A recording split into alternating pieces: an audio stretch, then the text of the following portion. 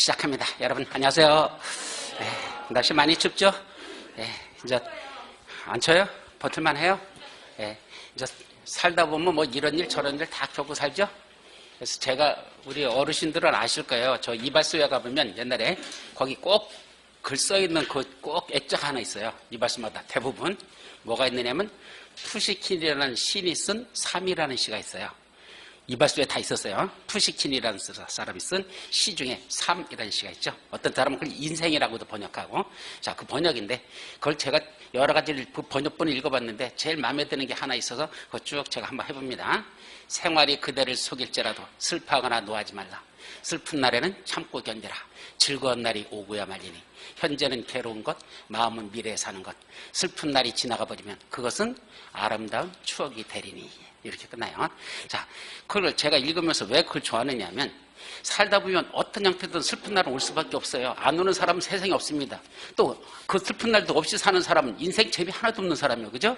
우리는 희, 노, 애, 락이라는 걸 어떤 형태로든 겪으면서 사는 게 그 인생이거든요. 근데 그 중에 맨 마지막 슬픈 날이 지나가 버리면 그것은 뭐가 된다? 아름다운 추억이 되리니. 저는 그 말을 상당히 좋아합니다. 살다 보면 어떤 형태로든 슬픈 날은 오죠? 다만 그게 뭔다? 지나가 버려야 아름다운 추억입니다.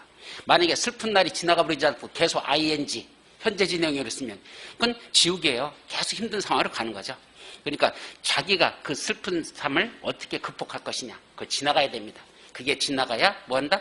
지나간 과거를 돌아보면서 옛날에 그 힘들었던 거 돌아보면서 뭐라죠? 그래, 내가 옛날에 이렇게 힘든 과정이 있었어. 라면서 그건 뭘 된다? 아름다운 추억으로 남을 수 있다는 얘기입니다. 즉 내가 잘 돼야 과거가 아름다운 추억이지 내가 못 돼버리면 과거는 그냥 힘들었던 상황 그대로 끝나버리는 거다.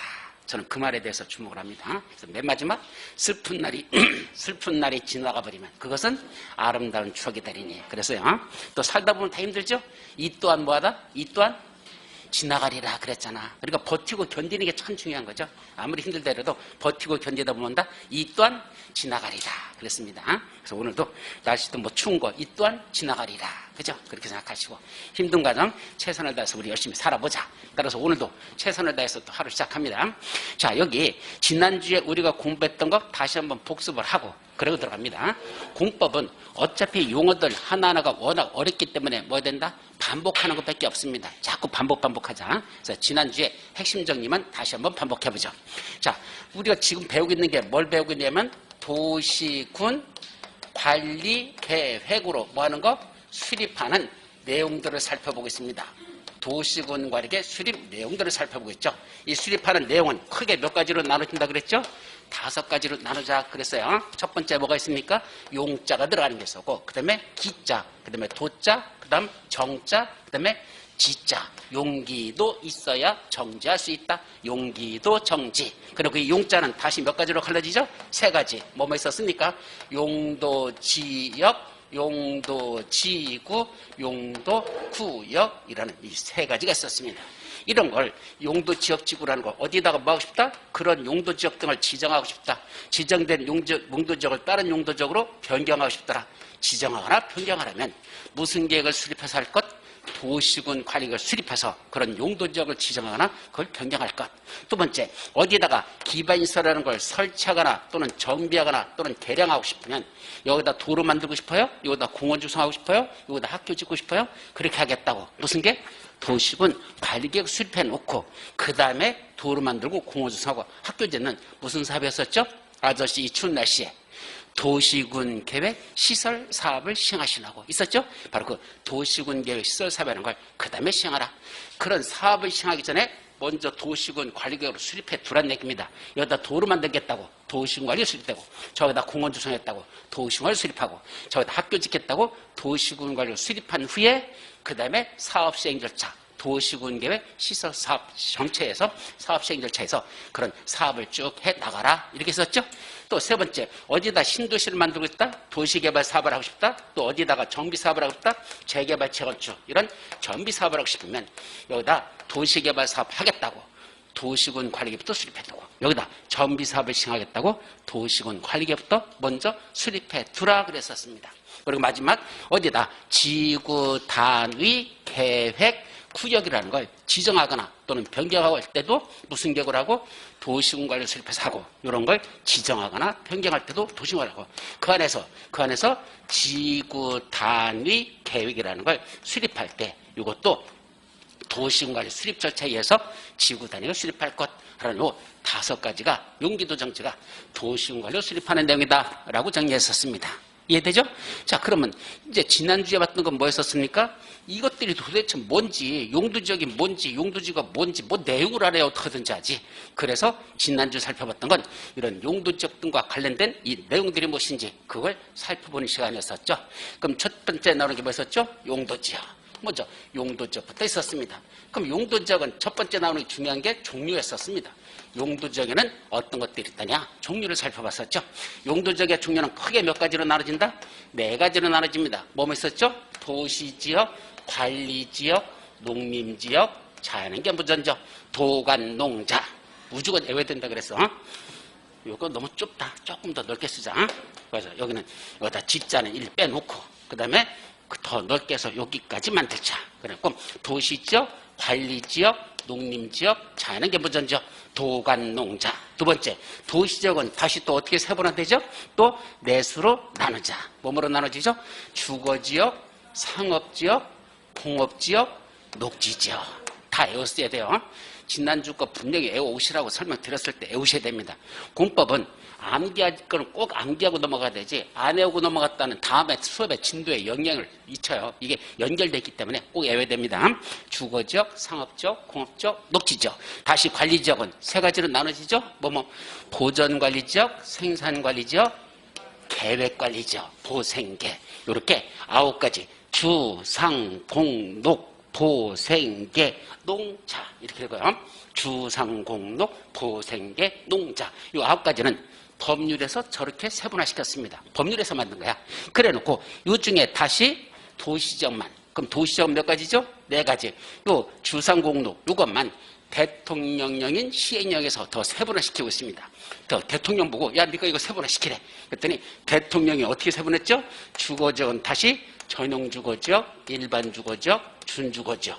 상업지역은 중심상업지역, 일반상업지역, 유통상업지역, 근린상업지역. 공업지역은 전용공업지역, 일반공업지역, 준공업지역. 녹지지역은 보전녹지지역, 생산녹지지역, 자연녹지지역. 이렇게 전부 다 세분화시켜 놓고 다시 주거지역만 전용주거지역은 제1종 전용주거지역, 제2종 전용주거지역 2가지로 또 구분시키고 요 일반주거지역은 또 3가지 제1종 일반주거지역, 제2종 일반주거지역, 제3종 일반주거지역 이렇게 세분화된다. 그럼 총 몇 가지가 될까? 주거지역은 1종 전용, 2종 전용, 1종 일반, 2종 일반, 3종 일반, 준주거지역 현재까지는 몇 가지입니까? 6가지다. 이렇게 해서 주거지역이 세분화되고 상업지역은 중1, 유근 이렇게 4가지로 세분화되고 공업지역은 전일준 3가지로 세분화되고 녹지지역은 보생자 셋으로 세분화되고 관리지역은 아까 3가지로 이미 나눠져 있었고 이거는 흰색으로 하자. 법률에서는 이건 나눈 거니까 3가지 농림지역 1가지 자연환경지역 1가지. 그래서 총 도시지역은 총 몇 가지로 나눠지죠? 6, 4, 3, 3 총 16가지 도시지역이 세분화되고 그 다음에 전체 용도지역은 몇 가지죠? 16, 3, 1, 1 총 몇 가지란다? 21가지 용도지역으로 세분화된다. 이게 용도지역의 종류라 그랬었습니다. 이걸 지금 제가 손으로 그린 대로 이렇게 해오셔야 돼요. 이 순서대로 이렇게 그려야 된다. 자, 그럼 두 번째 용도지역의 종류 21가지를 왜 만들어놨습니까? 첫째, 구경하려고 만들어놨다. 두 번째, 토지에다 지정하려고 만들었다. 정답? 토지에다 지정하려고 만들었지 뭐 구경하려고 만들어놓은 거 아니잖아. 그죠? 여러분들 암기하는 거 괴롭히려고 만들었다. 그게 3번이야? 아닙니다. 이거는 토지에다 지정하려고 21가지 용도지역을 만들어놨죠. 그럼 왜 토지에다 이걸 지정하죠? 결론은 각각의 용도지역마다 뭐가 있다? 행위제한이란 효과가 있다. 무슨 제한? 행위제한. 이러이러한 용도지역에서는 이렇게만 하라. 저러저러한 용도지역은 저렇게만 하라. 이런 식으로 각각의 21개 용도지역마다 뭐가 있다? 행위제한이라는 게 있더라. 그 행위제한은 몇 가지로 나타나죠? 3가지 행위제한으로 나타났다 그랬습니다. 용도지역마다 그 행위제한은 몇 가지로 나타난다? 크게 보면 3가지로 나타난다. 뭐뭐 있었습니까? 첫째, 건축 제한. 아무거나 함부로 짓지 말라. 건축 제한. 두 번째, 대지 안에다 건물 짓는데 너무 뚱땅하게 넓게 짓지 말라. 건폐율 제한. 대지 안에다 건물 너무 쭉쭉빵빵으로 짓지 말라. 용적률 제한. 해서 몇 가지 행위 제한이 있다고요? 세 가지 행위 제한. 건축 제한, 건폐율 제한, 용적률 제한. 이렇게 세 가지가 있다. 이때 조심할 거. 건폐율 제한할 때 이 율자는 동그라미 율이에요. 용적률 제한할 때 율은 리을 율자입니다. 이거 시험 끝날 10월달까지도 이걸 구분하지 못하고 있는 분들이 있어. 눈에 안 보여 이게. 10월 됐는데도. 그러니까 기본적인 거니까 건폐율, 용적률, 오늘요? 건폐율, 용적률 하시 혀도 안 들어간다. 하여튼 약간 다르다는 거 일단 구분하시고. 그럼 먼저 건축 제한이라는 건 우리 기본서에서 봤었죠? 21개 용도적마다 이러이러한 용도적에서는 이러이러한 건축물을 건축할 수 있다. 이렇게 돼 있죠. 근데 몇 가지 용도적은요. 이러이러한 용도적에서는 이러이러한 건축물을 건축할 수 없다라고 돼 있어요. 자, 그러면 이런 줄로 나눠보자. 예를 들면 제1종 전용주거지역 안에서는 이러이러한 건축물을 건축할 수 있다라고 돼 있어. 반면에 준주거지역에서는 이러이러한 건축물을 건축할 수 없다라고 돼 있습니다. 자, 그렇다면 건축할 수 있다라는 거하고 건축할 수 없다라고 규정한 이 용도지역에서는 어디가 더 행위 제한이 심한 걸 것일까? 어디가 행위 제한이 더 심할까? 둘 중에 이러이러한 건축물을 건축할 수 있다. 이게 행위 제한이 더 심한 겁니까? 이러이러한 건축물을 건축할 수 없다. 이게 더 행위 제한이 심한 겁니까? 잘 생각하셔야 돼. 이거 어떻게 생각하면 반대로 생각해요. 자, 무슨 말이냐면 조금 생각해봐. 자, 건축할 수 있는 건축물의 종류가 100가지가 있다고 생각해봐. 몇 가지? 100가지 종류의 건축물이 있어요. 근데 여기다가 이러이러한 용도에서는 요거를 건축할 수 있다라고 10가지를 규정했어. 반면에 여기는 그 100가지 중에 이러한 건축물을 건축할 수 없다라고 10가지를 규정했어. 어디가 더 행위 제한이 심한 겁니까? 건축할 수 있다가 행위 제한이 더 심한 거죠. 그 100가지 중에서 몇 가지만 지란 얘기야? 10가지만 지란 얘기입니다. 나머지 90가지는 안 된다 이 소리잖아. 그것만 건축할 수 있다고 했으니까 여기까지만 지란 얘기야. 여기는 건축할 수 없다. 몇 가지 열가 있어? 10가지 열가 있잖아. 그럼 그것만 짓지 말라는 얘기야. 나머지 90가지는 지어도 된다는 얘기입니다. 따라서 건축할 수 있다라는 게 건축할 수 없다보다 훨씬 더 행위 제한이 심한 지역이다라 이겁니다. 요것만 지라는 뜻이다. 그러니까 다른 거 못 된다 이 소리고, 여기는 못 짓는 것만 몇 가지 써놓고 그것만 짓지 말고 나머지는 너 져도 돼. 규제하지 않아. 그런 의미를 갖는다. 아셨죠? 따라서 건축할 수 있다라고 규정한 데가 훨씬 행위 제한이 심하고, 행위 제한이 완화되는 지역들, 좀 건축물들을 다양하게 지을 수 있는 지역, 그런 데는 건축할 수 없다라고 규정해놨고 그것만 짓지 말라. 나머지는 알아서 네가 하라. 그렇게 규제하고 있다는 거. 자, 참고하시고. 어쨌든 이런 건축 제한이 있단다. 두 번째, 그럼 각각의 용도적마다 건축할 수 있는 건축물 중에 하나를 내가 골랐어. 여기다 이런 건축물 지을 수 있대. 근데 내 마음대로 건축물 지어도 된다? 아니요. 무슨 제한을 받는다? 건폐율, 용적률 제한이라는 게 이제 따라붙는다. 아무나 지을 수 없다 해서 지을 수 있는 걸 골랐다 하더라도 내 마음대로 크게 짓지 못한다라는 행위 제한이 있다는 얘기입니다. 그중에 첫 번째 건폐율이란 뭐죠? 대지 면적에 대한 건폐율은 대지 면적에 대한 건축 면적의 비율을 말한다. 그랬었죠? 대지 면적분의 건폐율 곱하기 100. 용적률이란 대지 면적에 대한 연면적의 비율을 말한다. 그래서 대지 면적분의 연면적 곱하기 100. 그랬었죠? 그래서 이것도 외울 때는요, 건폐율은 건대고 용적률은 연대다. 이렇게 하면 돼요. 뭐 어렵잖아.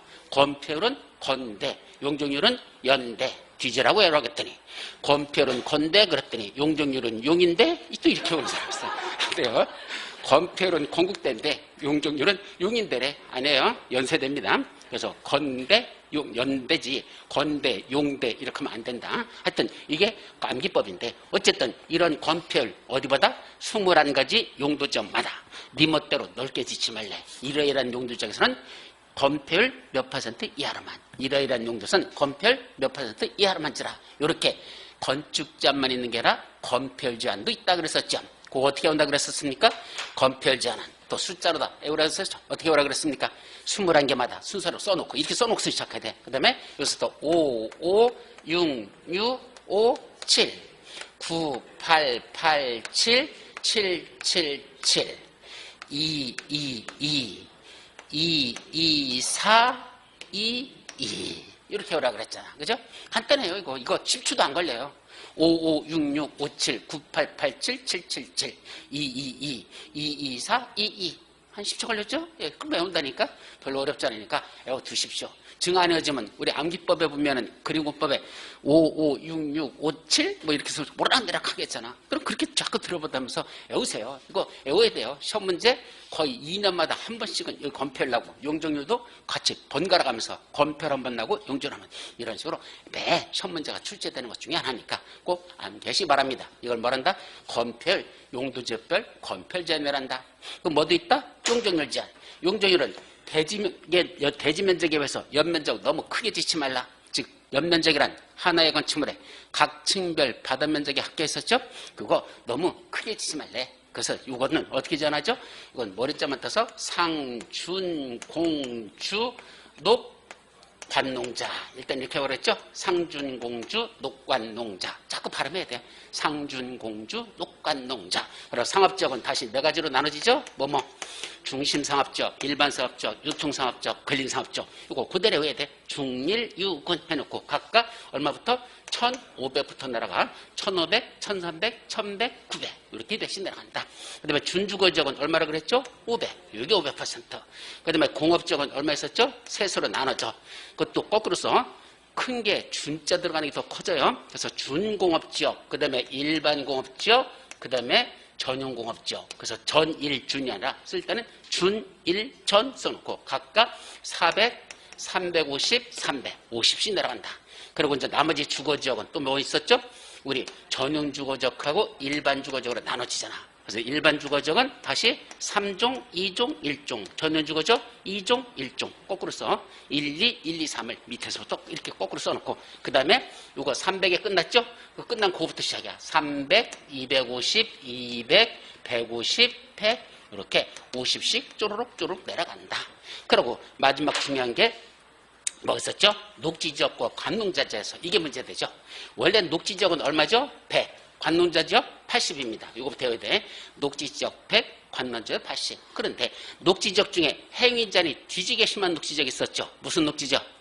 보전 녹지지역. 보전이었던 100% 용적률 안 된답니다. 보전노전 용적률 80%로 끌어내립니다. 그리고 그 자리에 하나가 트레이드 돼가지고 올라간다 그랬죠? 관농자 중에서 하나가 올라갑니다. 무슨 지역에 올라간다 그랬죠? 계획관리지역. 관리지역 중에 요 계획관리지역. 여기 검표율도 봐봐요. 계획관리지역은 나머지 녹지지역부터 녹관농자 요 넷을 봐봐. 녹관농자 요 넷을 보면 어디죠? 다 222, 224, 22. 전부 다 20%인데 계획관리지역만 40%야. 훨씬 올라가죠. 거의 배로 다 올라갑니다. 똑같이 용적률에서도 계획관리지역은 80으로 하지 않고 계획관리지역은 얼마로 올라간다? 100으로 올라간다. 이게 계획관리지역만 100으로 올라간단다. 이것도 작년에 시험문제 났던 겁니다. 그래서 이 두 가지 보전녹지역은 80으로 내려가고 계획관리지역은 100으로 올라간다. 이것도 작년에 시험문제에서 출제됐던 내용이니까 하여튼 상준공주 녹관농자 이렇게 해놓고 각각 1500, 500, 400, 300, 100, 80 이거 먼저 외워놓고 밑에 쪼르륵 이렇게 세분화되는 걸 이걸 정리하는 것 이걸 뭐라 부른다? 용적률 제한이라고 한단다. 자 여기까지가 우리가 용도지역과 관련된 핵심 포인트였었죠. 자 그럼 용도지역이 끝나면 이제 뭐가 나오죠? 용도지구. 이제 두 번째로 용도지구로 넘어가자. 그럼 용도지구는 첫째 무엇이 있을까? 용도지구의 종류에 관해서 살펴봤었습니다. 자 용도지구 종류는 총 몇 가지로 나눠진다? 9가지. 법률에서는 9가지로 세분화시키고 있습니다. 뭐가 있다 그랬죠? 어떻게 한다고 했어요? 특별히 취급할 개가 방 뜨면 복을 경고하라. 특취계 방방 보복 경고. 특별히 취급할 개가 방방 뜨면 보복을 경고하라. 네가 나를 물어버려 나는 너를 보신탕으로 해먹을 거야 라고 경고하면 도망간다 그랬죠? 특취계 방방 보복 경고. 외우도 뭡니까? 뭔지를 알아야지. 특정 용도 제한지구, 취락지구, 개발진행지구, 방화지구, 방제지구, 보호지구, 복합용도지구, 경관지구, 고도지구. 이렇게 해서 몇 가지가 있다? 9가지. 그 중에 다시 이 취락지구는 뭐로 나눠진다 그랬죠? 자연취락지구와 집단취락지구로 이건 또 나눠진다. 그래서 취하면 자 어디 가서 집에 가서 그래서 취자지 취하면 자, 집에 가서 주무시라 그랬어. 취, 자, 집. 그 다음에 개발진인지구는 주거개발진인지고 산업유통개발진인지고 관광휴양개발진인지고 복합개발진인지고 특정개발진인지고. 그래서 주산관 복특 5가지로 나눠진다. 또 여기 방제지구는 뭐 했었죠? 방제지구는 방자시, 자연방제지구와 시가지방제지구. 그래서 방자시 이렇게 나눠지고. 또 뭐 있었죠? 여기 보지구 몇 가지 했어? 보여주세요, 보여주세, 보엽중생. 원래는 발음 떼서 보여주세. 원래는 보엽중생, 보엽중생 이렇게 뭐라 그랬죠? 그럼 여기 뭐죠? 역사문 환경 보지구, 중요시설물 보지구, 생태계 보지구. 이것도 시험 문제 잘 나는 거야. 보지구 외우셔야 되고. 그 다음에 뭐 썼죠? 그 다음에 경관지구. 경관지구는 뭐만 있었어? 경자시 특히 좋아해. 그래서 경자시 특히 좋아해. 그랬었죠? 그래서 자연경관지구, 시가지경관지구, 특화경관지구. 특화경관지구야. 똑같이. 자, 이렇게 나눠지는 게 하나, 둘, 셋, 넷, 5가지는 대통령의 시에서 이렇게 또 세분화 된다 그랬었죠. 그 다음에 한 가지 더 했던 게 요 복합용도지구라고 했었죠. 복합용도지구는 아무 데나 지정되는 게 아니라 딱 3군데 용도지구에만 지정한다. 고해우라고 그랬어. 그때 3군데 용도지역이 어디였었죠? 일반 주거지역, 일반 공업지역, 계획관리지역. 이렇게 해서 계획자를 그냥 썼었죠. 이렇게 해서 계획관리지역. 그래 놓고 일주일에 1공 한 번 공부하는 계획을 수립하자. 그랬었죠. 일주 1공 계획. 일주일에 한 번 공부하는 계획을 수립한다. 그럼 뭐 한다? 시험 똑 떨어진다. 그래서요.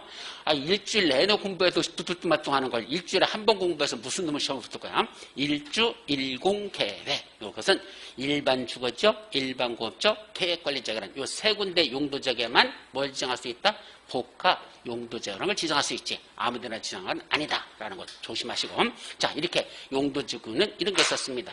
그럼 이런 용도지구가 지정되면 이거 왜 지정하는 거죠? 또 구경하려고 지정했다? 토지에다 지정하려고 지정했다. 토지에다 지정하려고 이렇게 만드는 거죠. 그러면 그 안에서 무슨 효과가 있을까? 두 번째, 여기는 건축 제한이라는 효과가 발생합니다. 어디서? 용도지구마다. 따라서 여기가 지금 우리 밖에 나가보면 간판들 지금 다시 정비하고 있는 거 보입니까? 여기가 왜 간판을 정비할까? 시가지 경관지구로 지정됐기 때문에 그렇습니다. 여기가 일반 상업지역이라는 용도지역이면서 여기 어디죠? 일반 상업지역이라는 용도지역이에요. 지금 여기가. 근데 그 중에 요 화곡역 일대 여기는 뭐를 정했다? 여기는 특히 시가지 경관지구라는 걸 지정한 겁니다. 그럼 시가지 경관지구로 지정된 이 지역 안에서는 일반 상업지역에서 지을 수 있는 건축물을 짓되 특히 시가지 경관을 해칠 수 있는 건축물은 못 짓고 건물 질 때도 시가지 경관에 맞도록 이렇게 져라 하고 그 건축 제한에 관한 게 따로 붙는다는 얘기입니다. 그러면 시가지 경관 중에서는 건축물을 어떻게 지어야 되는지 그거 확인해야 될 거 아니야. 뭘 찾아보면 있을까? 그때는 서울특별시 인터넷 사이트 들어가서 뭘 찾아봐라? 거기 자치법규라는 걸 찾아 들어가고 그 자치법규 가보면 거기 뭐가 나온다? 도시계획조례라는 게 칩니다. 그럼 도시계획조례 하고 치면 도시계획조례가 뜨면서 제1조, 제2조, 제3조, 제4조. 그것도 조례는 지방자치단체가 만든 법이다 그랬었죠? 그러니까 지방자치가 만든 법이니까 조문 형식으로 돼 있어. 제1조, 제2조, 제3조 이렇게 하다 쭉 내려가다 보면 무슨 말이 나오더냐. 시가지 경관지구에서의 건축 제한이라는 조항이 하나 나올 것이고 우리 서울특별시에 지정되는 시가지 경관지구에서는 건축물 이런 식으로 짜라라고 어디 들어있습니까? 그 도시군 계획 조례에서 이렇게 지라고 거기서 건축 제한을 하고 있습니다. 따라서 각각의 용도지구마다 원칙적으로는 어떻게 건축 제한한다? 도시군 계획 조례가 정하는 건축물은 건축할 수 없다. 이게 원칙입니다. 그래서 조례가 정하는 건축물은 여기서 건축하지 말라. 이렇게만 져라. 라는 식으로 어디서 규제한다? 도시군 계획 조례에서 규정한다는 얘기입니다. 그런데 항상 그런 건 아니야. 이제 그 다음에 예외해가지고 이 중에 몇 가지는 예외들이 주르륵 하고 나옵니다. 그래서 이 예외까지는 나중에 오더라도 지금은 용도지구라는 게 지정되면 이 안에서 건축물을 어떻게 줘야 될까? 궁금하죠? 알고 싶으면 뭘 찾아봐라? 도시군계획 조례라는 걸 찾아보라는 얘기입니다. 그럼 서울특별시 도시군계획 조례 들어가 보면, 근데 서울특별시는 정확히 말하면 도시군 계획 조례라고 안 돼 있어. 이 군자가 빠져 있어요. 이 군은요, 저 무슨 저기 연천군, 가평군, 군에서는 군자 들어가지, 이런 데서는 군자를 빼버리고 그냥 도시계획 조례라고 됐어. 그래서 서울특별시 도시계획 조례 들어가 보면 우리 서울특별시에 지정되는 시가지 경관 중에서는 건축물 이렇게 져라라는 게 거기에 규제되어 있더라. 여기 들어있더라. 이렇게 정리하죠. 자, 이제 세 번째 뭐가 나옵니까? 용도지역, 용도지구. 뭐가 나와? 용도구역이라는 게 있었죠. 그럼 번째 용도구역의 또 종류는 몇 가지가 있었습니까? 이거는 하나, 둘, 셋, 넷, 다섯 가지. 개발제한구역. 두 번째 도시자연공원구역. 세 번째 시가와 조정구역. 네 번째 수산자원보구역. 마지막 입지규제 최소구역. 이거에 대해 개발제한구역, 도시자연공원구역, 시가와 조정구역, 수산자원보구역, 입지규제 최소구역. 여러분들이 사실은 이런 용어들만 용도지역의 종류 외우고 용도지구 종류 이거 다 외우고 용도구역 종류 외우다 보면 진 빠져요. 사실은 초기에 외울 것들이 되게 많지만 어쩔 수 없어요. 이걸 안 외우면 다음 진도 나가면서 여기 있는 용어들이 계속 펴나오거든. 법조문에 여기 있는 건 상시적으로 펴놓은 용어들이야. 그러다 보니까 이게 뭐지? 모르겠어. 이게 용도지역인지 용도지구인지 용도구역인지도 모르는 사람이 있어요. 암기도 안 했으니까. 그게 무슨 말인지 알아듣지를 못하는 거야. 그래서 외우라고 할 때 외울 건 외우고 넘어가야 수업의 진도에 지장이 없더라. 그래서 이 다섯 가지 개발제한구역, 도시자연공원구역, 시가와 조정구역, 수산자원보구역, 입지규제 최소구역. 그래서 머리를 맞춰서 개를 도시에서 수입한다. 이것도 어렵잖아요. 개를 도시에서 수입한다. 왜 수입한다고 그랬어? 둘 중에 하나라고 했죠? 첫째는 보신견, 잡아먹으려고. 하나는 반려견, 가족으로 같이 살려고. 두 가지가 있다 그랬었습니다. 그게 개를 도시에서 수입하는 이유다. 이런 식으로 외우라 그랬었습니다. 자, 이래놓고 이 용도구역마다 이거는 누가 지정하지? 곧 지정권자를 첫 번째 잘라니까 기억하라 그랬죠. 먼저 개발제한구역은 누구만 지정한다 그랬죠? 이미 배웠어요. 오직 국토교통장관만 지정하라. 왜 그런다 그랬습니까? 행위제한이 엄청나게 심한 지역이다 그랬죠. 개발제한구역은. 따라서 아무나 지정하지 말래. 왜? 국민의 재산권을 중대하게 침해하는 지역이거든. 그린벨트라는 이 개발제한구역은. 따라서 최고 답방이 누구만 지정할 거? 국토교통만 지정해야 되지. 다른 시도사나 이런 사람들이 지정하지 말랍니다. 그런데 두 번째, 도시제한구역 누가 지정할까? 지정권자. 여기서 조심할 거. 지정권자란 말은 누구랑 동일인자들이라는 걸 또 생각을 해봐야 돼요. 우리 용도지역, 용도지구, 용도구역 지정권자 누구냐라고 물으면 뭐와 동일하더냐? 이런 용도지역, 용도지구, 용도구역은 원칙적으로 무슨 계획을 수립해서 지정하게 돼 있죠? 도시군 발의계획을 수립해서 합니다. 자, 그럼 여기가 무슨이죠? 현재 일반 상업지역이라는 용도지역. 어떻게 지정했습니까? 일반 상업지역이라는 용도지역을 지정할 때는 뭐로 한다 그랬어요? 도시군 관리계획을 수립해서 용도지역을 지정한다 그랬죠? 그럼 제일 먼저 뭐부터 했습니까? 입안 절차. 그럼 입안권자가 누구라 그랬죠? 원칙적으로는 자기의 관할의 장들. 그럼 여기는 누구야? 서울특별시장. 서울특별시장이 여기 화곡동 일대 여기를 일반 사업적으로 지정했다거나 라고 생각을 하죠. 지가 이번에 그때 제일 먼저 뭐부터 해야 되냐? 기초조사. 그래서 환경성 검토, 토지 적성 평가, 재해, 취약성 분석이라는 걸 포함시킨 원칙적인 기초조사를 먼저 합니다.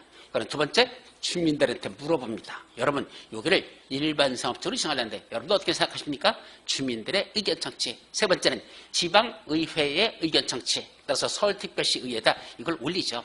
자, 의원님들, 서울특별시 의원들한테 올린 거야. 여기를 일반 사업적으로 하는데 의원님들 생각은 어떠십니까? 그래서 기초조사하고 주민들의 의견 듣고 지방의회 의견을 들으면 뭐가 끝났어? 입안이 끝난 겁니다. 이제 뭐 하러 가죠? 결정하러 가자 합니다. 그 원래 결정권자가 누구더냐? 원칙 시도지사 그랬습니다. 다만 대도시에서는 대도시장. 그러니까 여기는 시도사니까 시도사의 시에 누가 들어있죠? 서울특별시장. 그러니까 서울특별시장 자기가 결정권자죠. 그럼 뭐 본다든지 먼저 관계 행정위원회장들하고 협의하고 여기 서울특별시 도시계획위원회 그걸 지방도시계획위원회라고 부르는데 그 서울특별시 도시계획위원회는 지방도시계획위원회 심의를 거쳐서 결정 고시합니다. 그걸 협의, 심의, 결정고시, 협심결, 관계 행정위원회장하고 협의할 것, 도시계획위원회 심의를 거칠 것, 그 다음에 결정고시할 것. 그래서 마지막 잘 봐봐. 결정고시한다 그랬죠. 뭘 결정고시하냐고 그러니까 도시군 관리계획이라는 이거를 결정고시합니다. 그때 어떻게 고시하죠? 화곡동 몇 번지 몇 번지 몇 번지 몇 번지 몇 번지 일대를 요번에 뭐로 정한다? 일반 상업지역이란 용도적으로 지정합니다. 라는 무슨 게? 도시군 관리계획을 결정고시하더라 이 말입니다. 말을 잘 들어봐. 도시군 관리계획을 결정고시하는 게 뭘 고시하죠? 이 일대가 무슨 지역이라고? 일반 상업지역이라는 용도지역입니다. 라는 거 지정한다고 그걸 고시하는 겁니다. 그러면 용도지역을 지정한 사람이 누구냐라는 걸 잘 생각해봐. 누구야? 바로 도시군 관리계획을 뭐하는 자? 결정고시한 자. 여기가 일반 상업지역이야 라고 무슨 계획을? 도시군 관리 결정고시한 그 고시한 사람이 결정고시한 사람이 바로 누구다? 도시군 그 용도지역을 지정한 지정권자가 되는 겁니다. 이게 일반 사업지역이라면 그렇게 고시했잖아. 그 일반 사업지역을 지정한 사람이 결국 누구야? 그 도시군 관리를 결정고시한 자. 그 자가 결국 용도지역이라는 걸 지정한 자와 통일하다 이 소리입니다. 그러면 결국은 이반권자하고 결정권자가 달라지는 적이 있었죠? 어디 있어서? 대도시가 아닌 시하고 군에서는 그 대도시가 아닌 시장과 군수는 이반만 하고 원칙적으로 결정은 도지사가 한다 그랬었죠.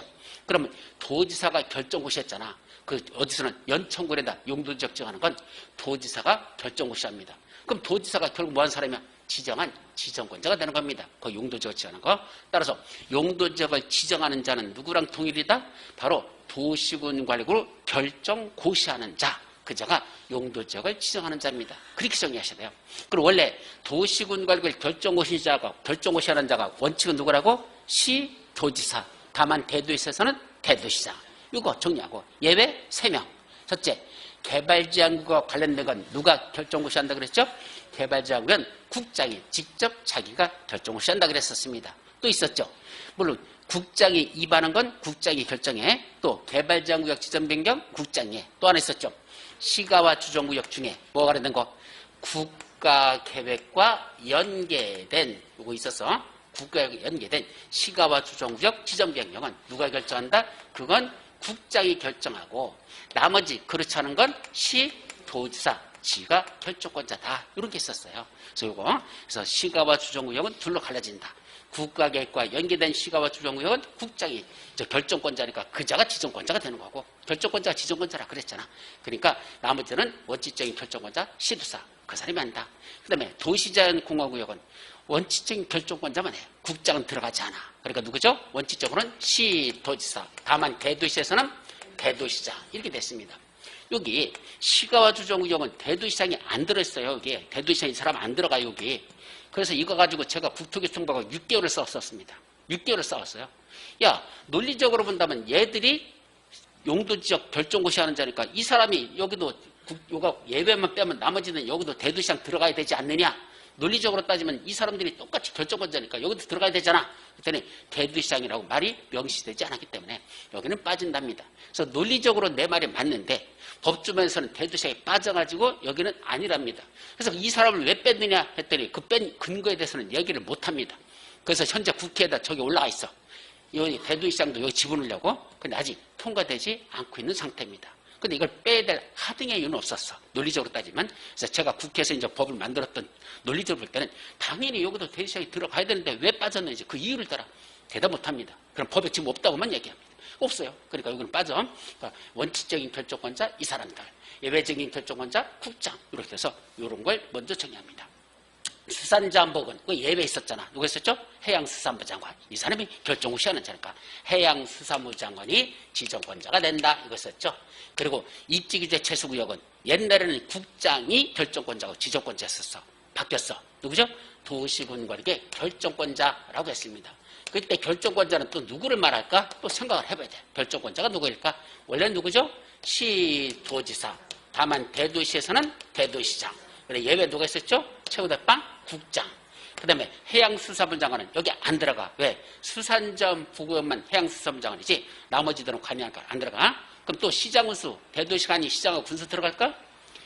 대도시가 아닌 시장하고 군수가 결정할 수 있는 것, 결정권자는 딱 하나밖에 없었잖아. 뭐 있었죠? 지구단위 계획구역 지정 변경, 지구단위 수립 변경. 그것만 시장군수가 결정권자지. 입지규제 최수구역은 시장 분수는 들어가지가 않습니다. 지구 단위계 구이면 들어가지. 그러니까 시장 분수 안 들어가. 결국은 이 사람들만 뭐가 된다? 결정권자로서 이 사람들이 입지 규제 세수구역을 지정하는 지정권자다. 그래서 결국 높은 자부터 국토교통부 장관, 시도사, 대도시장 이 사람들이 입지 규제 세수구역을 지정하는 지정권자가 된다. 뭐 이런 식이에요. 해오는 건 조금 복잡한데 어떻든 용도구역은 이렇게 된단다. 이 정도만 일단 여러분들 정리해 두시라 그랬었습니다. 자, 여기까지가 뭐에 가는 거? 용자. 이게 용자에 관한 핵심 포인트는 이게 다예요. 이제 두 번째 뭐로 들어가죠? 기반시설로 넘어갑니다. 그럼 기반시설은 첫째 정리한 게 뭐 있었죠? 기반시설과 도시군 계획시설을 구분하라 그랬었습니다. 뭐하고 뭐를 구분하라? 기반시설과 도시군 계획시설을 구분할 것.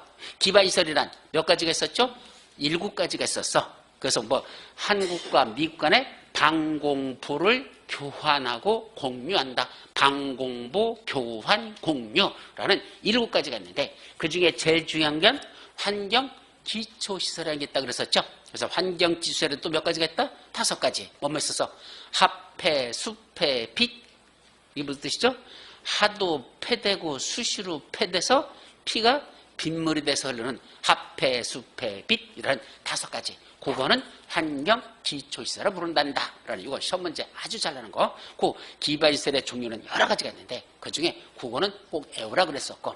자, 이런 기반시설을 어디다 설치하기 위해서 무슨 계획이 결정되었다? 도시군 관리계획이 결정되면 그때부터는 그걸 기반시설이라고 부르지 아니하고 뭐라 부른다? 도시군 계획시설이라고 부르자. 그래서 도시군 계획시설이란 기반시설 중 도시군 관리계획으로 결정된 시설을 뭐라 부른다? 도시군 계획시설이라 하자. 이렇게 개념이 있었고, 근데 이 도시군 계획시설은 아직 설치한 겁니까? 설치하겠다고 계획만 수립된 겁니까? 계획만 수립한 거야. 야, 우리 집 앞에 도를 내겠다고 계획이 수립됐대. 이 상태야. 우리 집 앞에 도를 내겠다고 계획이 수립됐대. 이때 이 계획이 무슨 계획이다? 도시군 관리계획이 수립됐다는 얘기입니다. 즉 도로라는 기반시설을 설치하기 위한 무슨 계획이? 도시군 관리계획이 결정됐다 이 소리예요.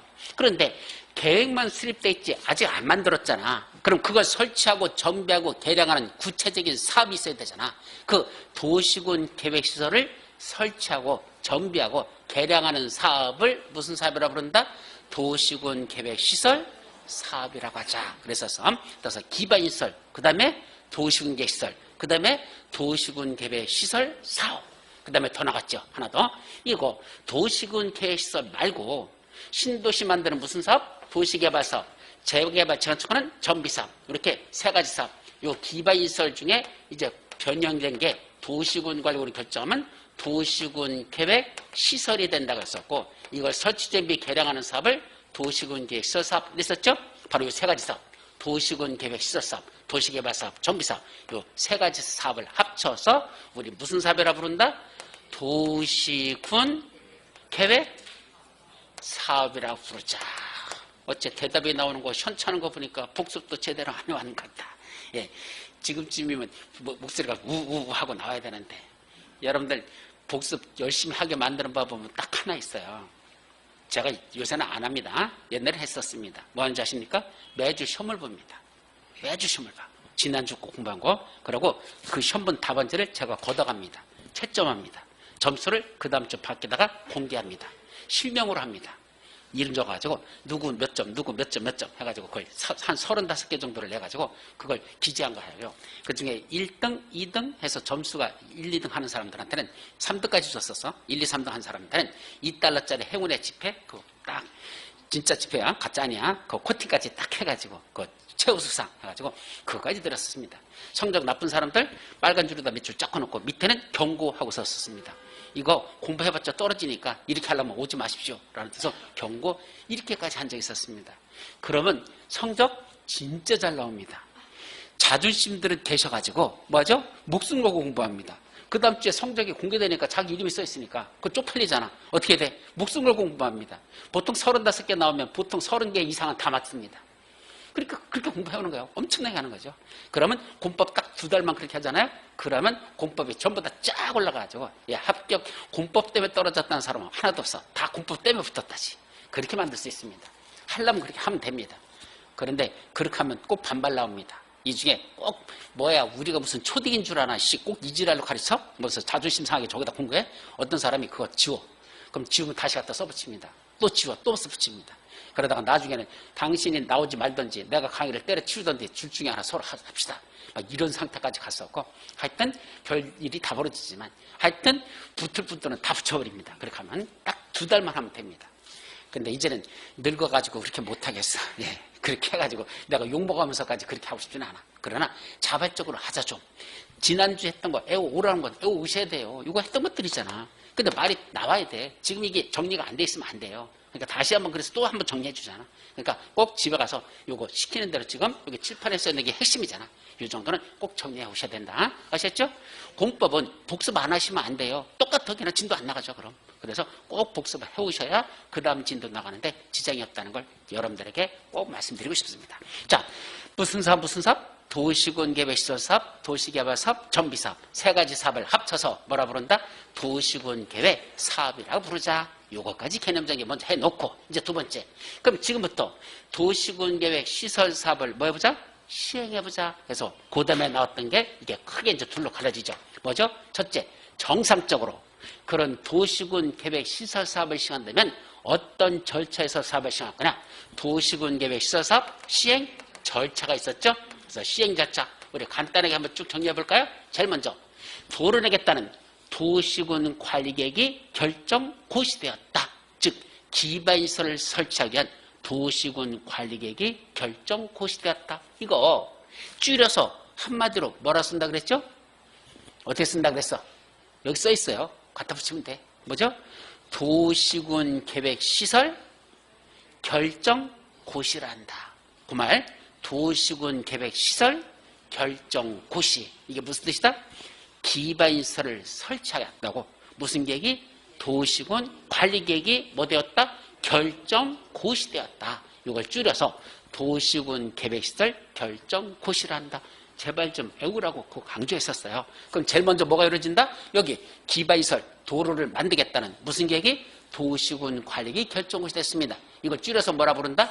도시군 계획시설 결정고시가 제일 먼저 있습니다. 그러면 2번째, 이 도로 만들겠다는 이거 급하게 빨리빨리 3년 이내에 만들었는지 아니면 3년에 만들어도 되는지 사업의 우선순위를 가리는 계획이다. 이걸 포함시키라 그랬죠? 그게 몇 단계 몇 단계? 제1단계 집행계획, 제2단계 집행계획 이렇게 나눠지는 무슨 계획이 있었습니까? 단계별 집행계획이라는 걸 수립하라 그랬었습니다. 원칙은 도시군 계획시설 결정 고시일로부터 3개월 이내에 단계별 집행계획에다 이걸 포함시킵니다. 이거 3년 내에 해야 된다? 제1단계 집행계획. 이거 3년 후에 할 거다? 제2단계 집행계획. 이렇게 구분해서 포함시키는 걸 몇 개월 내에 할 것? 3개월 이내에 그 단계별 집행을 수립합니다. 그럼 처음에는 대부분은 몇 단계 들어간다 그랬죠? 2단계야. 처음에는 외부면 2단계야. 왜? 이미 도로하겠다는 다른 계획들도 이미 수립된 거 있었잖아. 급한 것부터 1단계로 가고 웬만한 건 이건 2단계 갑니다. 그럼 2단계는 매년 평가하여 1단계 집행계획에 포함시킬 수 있다. 그래서 1단계 들어왔어. 이제 그럼 3년 내에 사업을 시작한다 이거죠? 그러면 여러분들이 할 일이 뭐죠? 그 다음 할 일. 사업시행자 할 일. 이제 사업시행자를 정해야 되지. 할 일이나 사업시행자부터 누가 할 것이냐. 원칙적인 사업시행자는 누구라 그랬습니까? 관할구역의 장들입니다. 자기들이 처음에 도시구관리를 자기들이 입안했잖아. 아 여기 도로가 필요하구나. 지들이 생각해서 지들이 입안했죠? 사업도 니들이 제일 잘 알고 있으니까 니들이 하라는 얘기입니다. 그래서 도시군 계획 시설사업 시행자 원칙 관할구역의 장들 특광, 특시, 특도, 시장, 군수 얘들이 원래 사업 시행자야. 다만 지들이 바빠서 못한다? 다른 자를 지정할 수 있죠? 그런 사람을 뭐라 부른다? 지정 시행자도 있다. 그래서 사업 시행자로 지정받는 지정 시행자도 있습니다. 자, 그런 사업 시행자들이 정해지면 그 시행자들이 해야 할 일이 있었죠. 사업을 시행하기 위한 구체적인 계획을 작성한다. 그 사업을 시행하기 위한 구체적인 계획을 또 무슨 계획을 한다? 실시계획. 그래서 실시계획을 작성해서 그걸 가지고 가서 인가받고 이렇게 해도 돼요? 인가받고 그걸 인가권자가 그 사실을 고시합니다.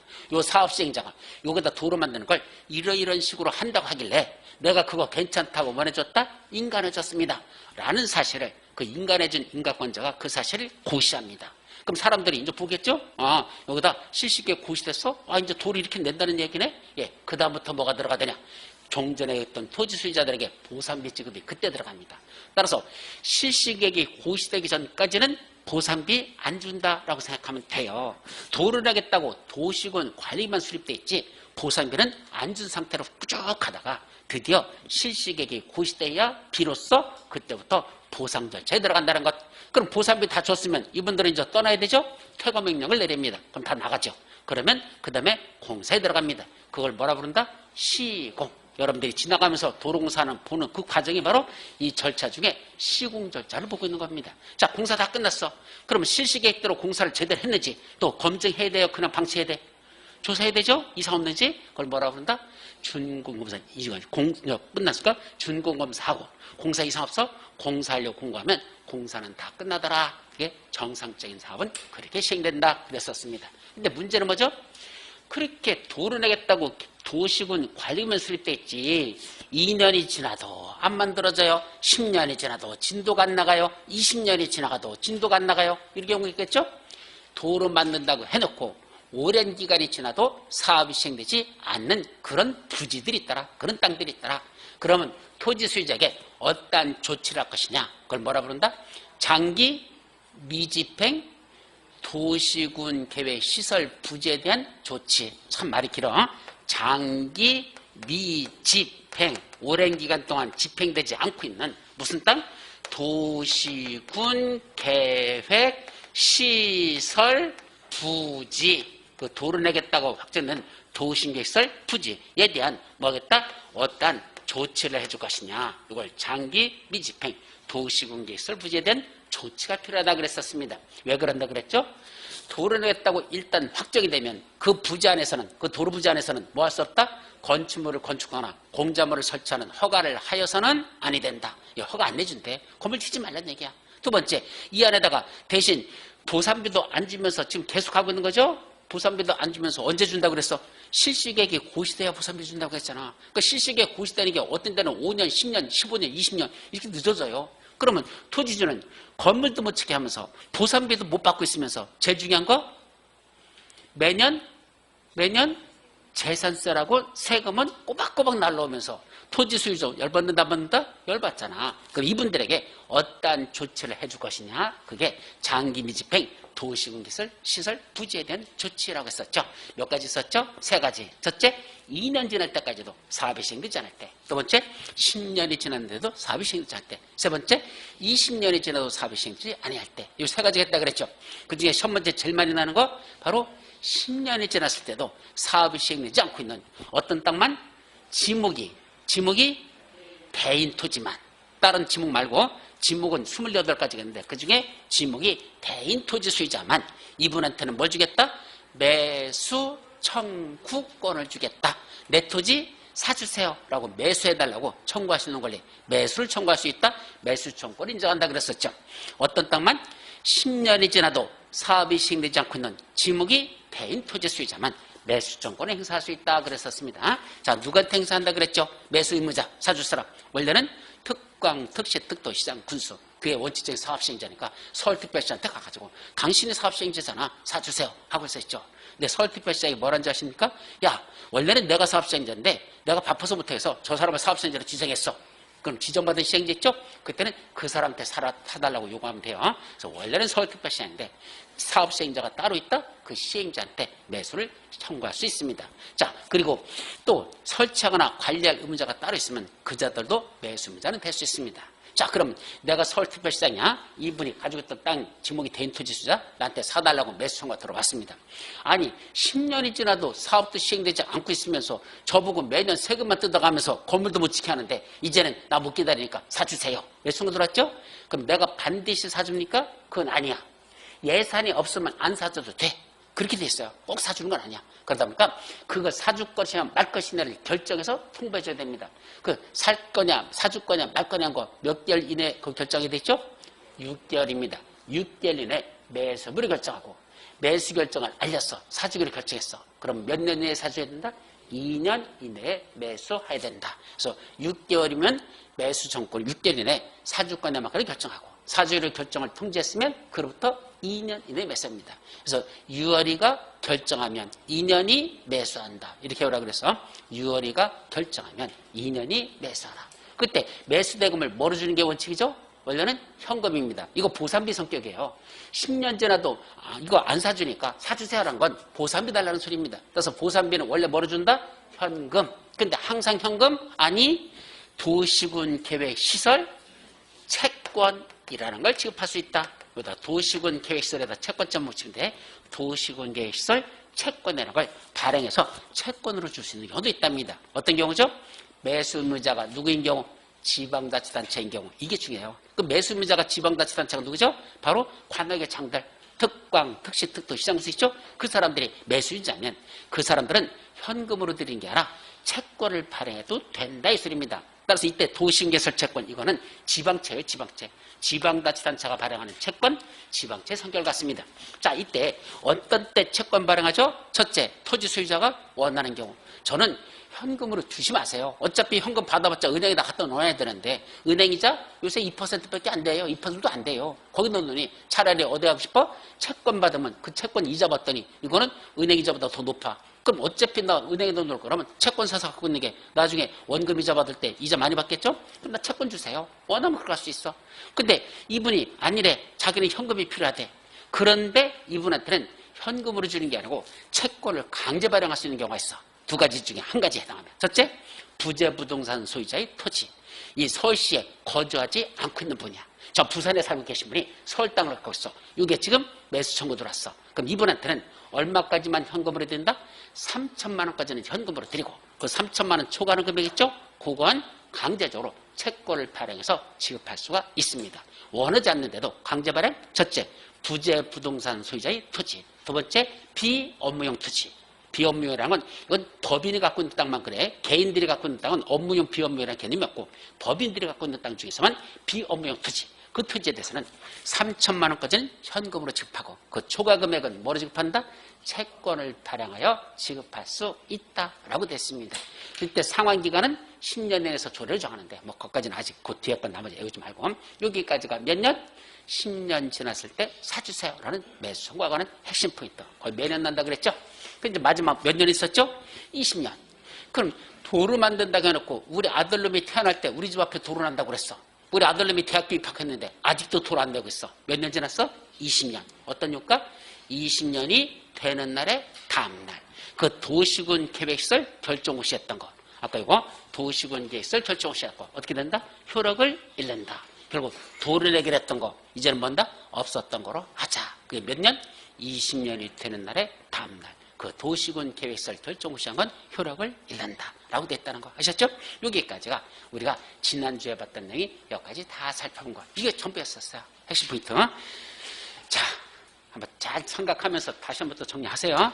그래서 여러분들이 자꾸 복습도 안 하는 경우도 있고 자꾸 초기에 이걸 못 외우기 때문에 자꾸 지난 시간 거 다시 한번 또 한번 해주고 이렇게 해서 반복하니까 제발 좀 조금씩만 이렇게 따라서 지난주 복습하고 오신 분들은 딱 듣다 보면 뭐죠? 그냥 영화 필름 돌아가듯이 쫙 펼쳐지잖아. 있었어. 그죠? 근데 공부 안 하는 사람은 저거 있었나? 전혀 달라. 있었어. 라고 말하는 거고, 있었나? 하는 건 다르죠? 예. 있었어. 복습할 때는 그렇게 들려야 됩니다. 그래야 머릿속에서 착착착 정리가 되죠. 그래서 꼭 한번 복습해 오시고 나서 저랑 다시 한번 리마인드 하는 거, 이런 시간이 상당히 효과가 좋을 거라는 걸 말씀드리죠. 자, 이제는 어디까지 끝났어? 용기 끝났어요. 이제 나머지 남았잖아. 뭐가 남았죠? 도시개발사업 정비사업에 관한 내용도 알아봐야 되는데 이거 우리 여기서 본다 안 본다? 안 본다 그랬잖아. 이거 왜 안 본다 그랬어요? 내용이 너무 많아. 도시군 계획 시설사업 이거 하나만 봐도 되게 많은데 도시개발사업 정비사업은 이거의 10배나 되는 분량이야. 이거는 도시개발사업은 도시군 계획시설사업의 10배, 정비사업은 이거의 20배. 훨씬 더 많아, 정비사업이. 그러다 보니까 이 수많은 내용을 여기서 다 다룬다? 너무 많대. 그러지 말고 뭐 하자? 따로 법률로 정한다 라고 해놨습니다. 그 도시개발사업과 정비사업이 무엇인지 이 구체적인 내용은 따로 법률로 정한답니다. 그 법이 무슨 법일까? 도시개발법, 도시및 주거환경 정비법. 우리 시험법에 들어가는 두 번째 법률, 세 번째 법률 거기서 보겠다는 입니다. 그래서 여기서 지금 안 본다고 너무 섭섭해하거나 서운해하지 마시기 바랍니다. 이 내용 언제 본다? 도시개발사업에 관한 구체적인 내용 다음 주, 정비사업에 관한 구체적인 내용 다 다음 주. 그때 이 내용은 그때 보기로 하고 여기서는 건너뛴다는 얘기입니다. 이제 그러면 뭐 남았어? 이제 지구단위 계획구역의 지정 변경, 지구단위 계획 이거 나왔죠? 그래서 지구단위 계획구역은 어떻게 지정하고 그 안에서 지구단위 계획은 어떠한 내용들이 들어있을까? 그 내용이 이제 오늘 여러분들이 시작해야 될 다음 시간에 이 내용부터 시작한다 얘기입니다. 아셨죠? 예, 여기까지. 자, 잠시 쉬었다가 들어가도록 합니다.